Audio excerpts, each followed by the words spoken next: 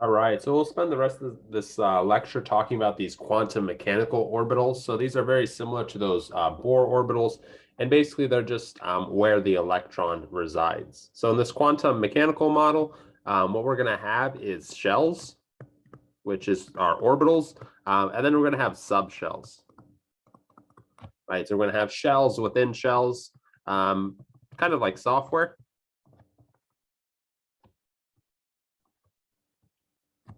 Right. So for example, maybe you have version 1.0 and then kind of 1.1 and then 1.2. And then maybe after a while, there's a huge difference. So then it goes to 2.0, 2.1, 2.2. And then you can have even, subshells of subshells, that kind of thing.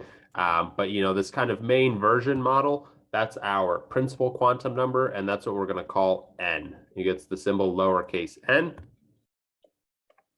And so again, our lowercase n is our principal quantum number.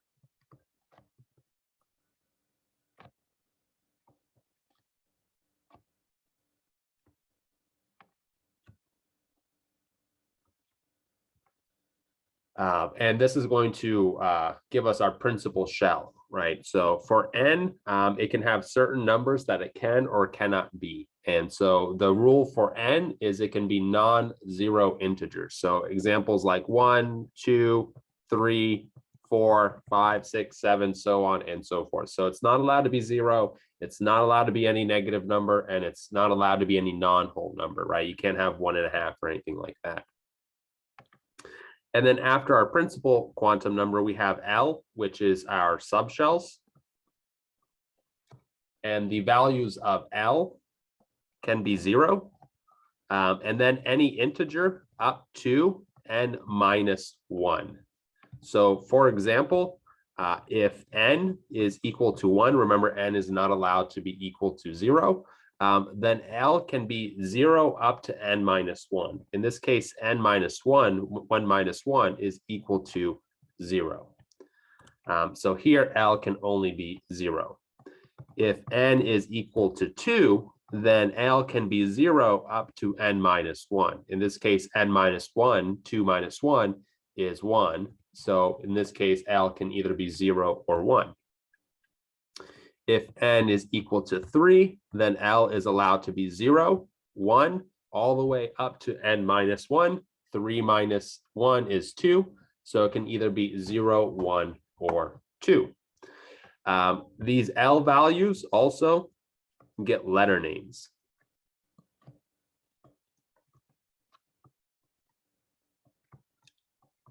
So for whatever reason, instead of saying L is equal to 0, 1, 2, 3, we give them letters instead. So when your L is equal to 0, it gets the letter S. When your L is equal to 1, it gets the letter P. When your L is equal to 2, it gets the letter D. And when your L is equal to 3, it gets the letter F. We'll mostly just stick with S, P, and D. We won't touch on F too much, right? So the values of L just basically get letters named. We rarely call them by the actual numbers. We just go with the letters instead. So for example, we can have shells over here and then subshells over here. So if your n is equal to 4, that means that we have the subshells of S, P, D, and F, right? Because S is equal to L equals 0, P is 1, D is 2, F is 3, and it can all go all the way up to n minus 1, which is in this case 3. If your n is equal to 3, then you just have S, P, and D, because then you just have 0, 1, and 2. If your n is equal to 2, then you just have S and P, because you just have L values of 0 and 1. And then if your n is equal to 1, you only have S, because your L can only be equal to 0. So anyways, what the heck do these letters mean? Your n is your principal quantum number, and it gives your overall energy / size of the orbital. So when your n is equal to 1, we can think of that as kind of an inner orbital, and it'll be relatively small. And then as n gets bigger and bigger, our orbitals are just going to get bigger and bigger.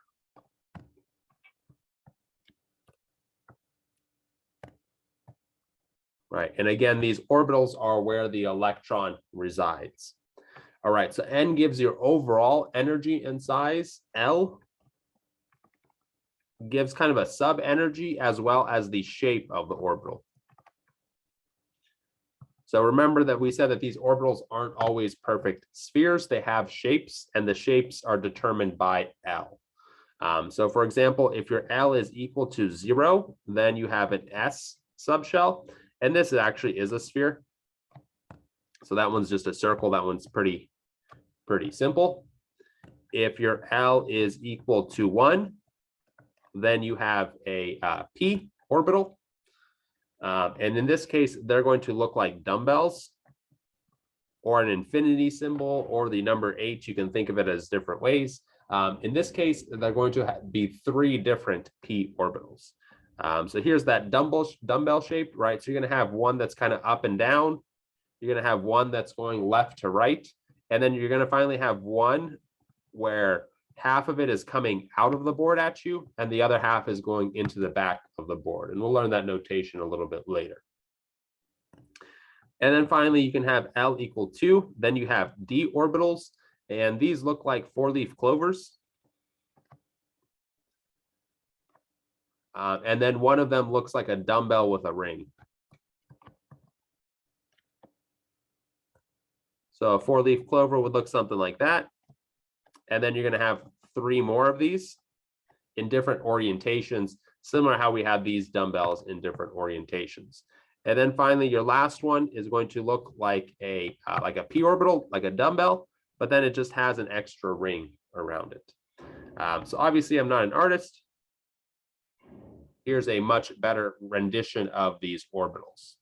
But nonetheless, you want to know the shape and basically be able to draw the basic shapes, right? So here's our S orbitals where our L is equal to 0.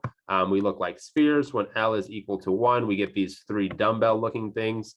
And then when L is equal to 2, we get 4 of these 4-leaf clovers, and then one with a dumbbell with a ring in it. Why they get these shapes, again, that's kind of beyond the scope of this course, but it has to do with the wave-like properties of electrons.